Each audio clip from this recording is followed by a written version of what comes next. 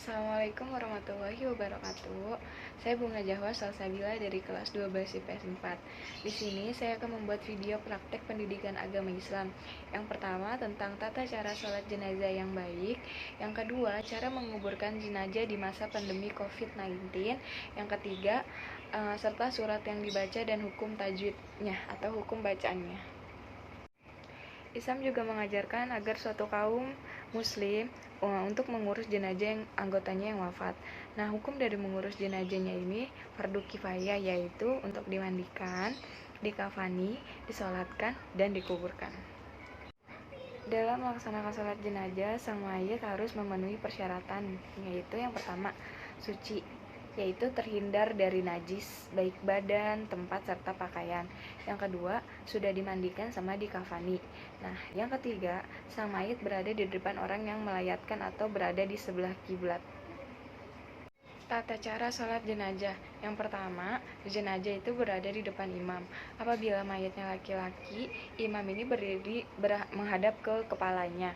Terus kalau bila mayatnya perempuan, imam ini menghadap ke perutnya. Yang kedua, apabila jemaah yang hadir tidak banyak, maka sholat dibuat 3 saf. Nah, yang ketiga, membaca niat sholat jenazah. Yang keempat, melakukan 4 kali takbir. Yang kelima, takbir pertama itu membaca Al-Fatihah. Terus yang keenam, takbir kedua itu membaca sholawat atas Nabi Muhammad SAW. Yang ketujuh, takbir ketika membacakan doa untuk mayit. Sama yang kedelapan, takbir keempat membaca doa sesuai periwayatan hadis riwayat Hakim. Yang kesembilan, dalam keadaan berdiri tanpa ada ruku dan sujud, langsung salam seperti biasa. Yang kedua, cara menguburkan jenazah di masa pandemi atau COVID-19. Yang pertama, proses penguburan jenazah dilakukan sesuai dengan ketentuan syariat Islam pada protokol medis. Yang kedua, proses ini dilakukan dengan cara memasukkan jenazah bersama ke peti ke dalam liang kubur tanpa harus membuka peti, plastik, dan kafan. Yang ketiga, penguburan beberapa jenazah dalam satu liang kubur diperbolehkan karena darurat, yaitu sesuai dengan surat Al-Darurah Al-Syariah. Hal ini diatur dalam Fatwa MUI nomor 34 tahun 2004, yaitu tentang pengurusan jenazah dalam keadaan darurat. A'udzubillahi minasyaitonirrajim. Bismillahirrahmanirrahim.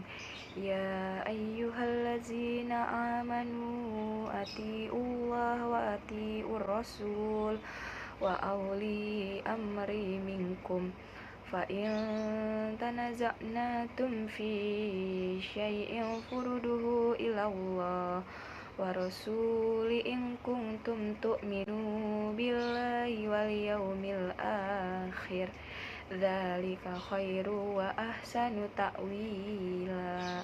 Shadaqallahul azim. Pembacaan yang pertama yaitu ya ayyuha. Nah, karena pembacaannya itu mad jain munfasil karena udah dua huruf mat, yaitu alif bertemu dengan hamzah pada kalimat yang berbeda dibaca panjang 2,5 alif atau 5 harokat. Nah, yang kedua itu ada al-lazi, yaitu alif lam samsiah atau idgham samsiah karena ada alif lam bertemu dengan huruf samsiah yaitu lam. Yang ketiga itu ada zina mat tabi'i karena ada huruf mat yaitu ya sukun, sebelumnya ada huruf yang berharokat kasroh dibaca panjang 1 alif atau dengan disebut 2 harokat. Yang ketiga itu ada amalu. Nah, disebut ini karena mat Allah yaitu lam jalala tahfim karena ada lafaz Allah sebelum ada huruf yang berharokat doma, maka lafaz Allah disebut atau dibaca taftim tebal. Terus selanjutnya itu ada amru, yaitu karena ada alif lam bertemu dengan huruf qamariyah yaitu hamzah, maka lamnya itu dibaca jelas. Selain itu juga ada